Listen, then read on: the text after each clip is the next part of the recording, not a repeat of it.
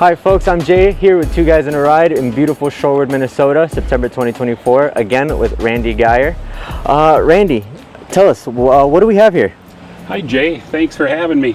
This is a 1960 Dodge Dart Phoenix. Phoenix. I would have thought it was a Dodge Phoenix just based on the name alone. Well, it sort of is, but it's part of the Dart lineup. So in 1960, Dodge hierarchy went like this. The top of the line was the Polara, next one down is the Matador, and those were on 122-inch wheelbases. It was a larger car. Then it went to Dart on 118-inch wheelbase and just a little bit smaller, and they called this their economy class car, their entry level, which is interesting considering it's got a lot of gingerbread on it. But anyway, so then in that Dart lineup, it was further broken down into Phoenix was the top of the line Dart, and then it was Pioneer just below that, and Seneca just below that. That was their very, very entry-level car, the Seneca. So Phoenix got pretty well endowed with some pretty nice trim and pretty nice things. They made these in convertibles and hardtops. Tell me about the tailfins. Well, those are interesting. They sort of look like jet exhausts to me. They're kind of round and red, and one of the differences, or the main difference, or makes it easy to distinguish a Polara from a Dart, is that on the Polara, this fin extends back another 6-8 inches. This stays right where it is, but it's sort of like, you know, the tube kind of goes farther, and then of course the bumper, the trunk is a little bit bigger. We'll skip opening the trunk. You had said something about Jimmy Hoffa. We'll leave that as is.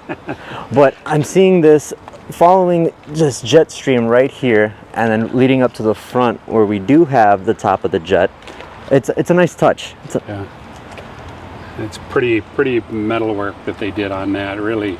And it's interesting how they, on the Phoenix, you know, they made it gold on the inside, and even on that little emblem there on the side, you know, they got little gold touches in there that really make it stand out.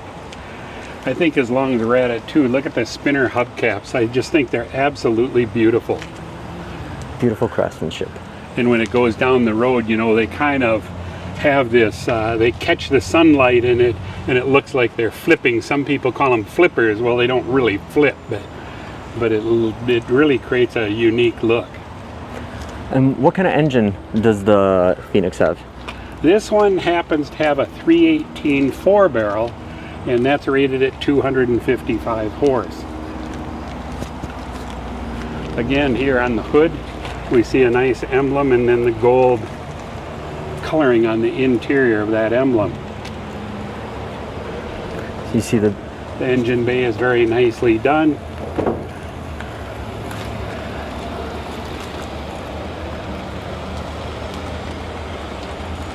Now, this car is air conditioned, generator. Again, I have the correct battery for show places, but for puttering around town, I put a modern battery in.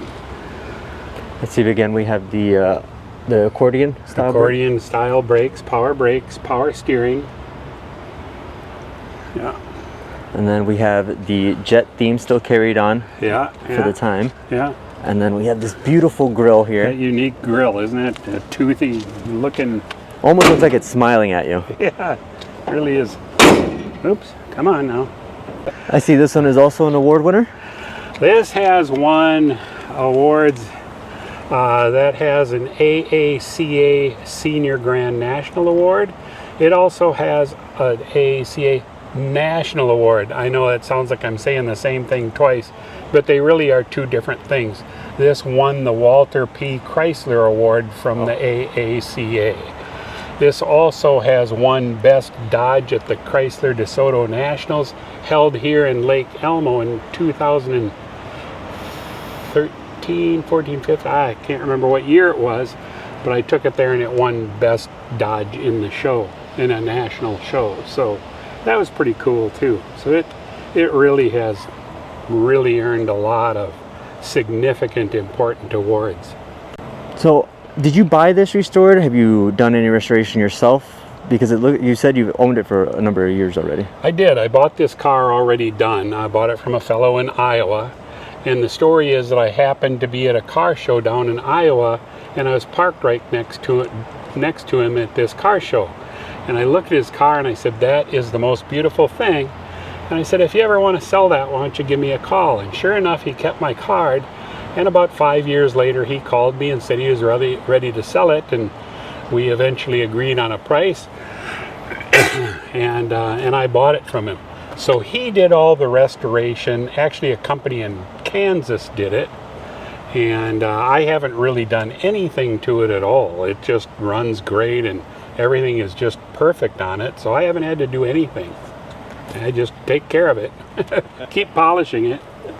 So now that you've shown us the exterior, I'm really excited to get on the interior, because this is one of the most beautiful interiors I've ever seen. The dash alone, painted, I mean, gorgeous. I agree with you, Jay, and that was also partly what drew me to the car. Not only is it just plain old beautiful, but when I saw that interior, not the fabric on the seats, I think is just fantastic, and the X's, I don't know what that's about, but it sure looks cool. You know, and again, we have swivel buckets. And then that dash is just out of this world. And I saw that and I thought, man, oh man, that is beautiful. I gotta have it. Yeah. And then, is this a compass? No. No, that's the clock. They call that an orbital clock. And if you watch it, you'll see the second hand actually just went around. I can see it over here. But the second hand goes tick, tick, tick, tick, tick around. And in just a few seconds, it'll come around here and you'll see it. And yeah, it's just the neatest clock that I think they only made that for a year. Now we have, in the meantime, we have the controls for the air conditioning and heat right here. Radio, things like cigarette lighter and those types of things here. Transmission over here. I see they brought over the see-through speedometer still. Yeah, the see-through speedometer, yeah, where the sun shines through it. You can see my hand back here, kind of my chubby little digits. There goes that second hand zooming by. I'm noticing here that the X on the steering wheel matches the X on the seats, but why does the passenger seat not have an X? I don't know. Again, that goes back to that high-low situation that Chrysler did, with the driver's seat being higher and the passenger seat being lower. I never have really understood why that is, but that's the way they did them. I'm noticing here that this is the only emblem on the whole car that would let you know that this is a Dart. I'm noticing that these are your only two turrets for the entire vehicle? Well, those two, and then the one underneath the dash here that keeps the driver cool and comfortable. Not much for passenger comfort, huh? We don't worry about the passenger. It's a convertible. Now I'm really noticing the gold here in the steering wheel once the sun hits. That's gorgeous, absolute craftsmanship. That steering wheel is interesting, and that's the only piece on the car that was not restored. That is the original wheel in the original condition and did not get any attention during the restoration of the car. All of the, obviously the chrome and all the center portion of it did, but there was no cracks and no flaws in the wheel. It's yellowed a little bit, but that's the way it is, and that's the way they left it. I was just gonna say, it's just yellowing from the sun. Yep. It adds a nice touch. Yeah, you know, it looks great.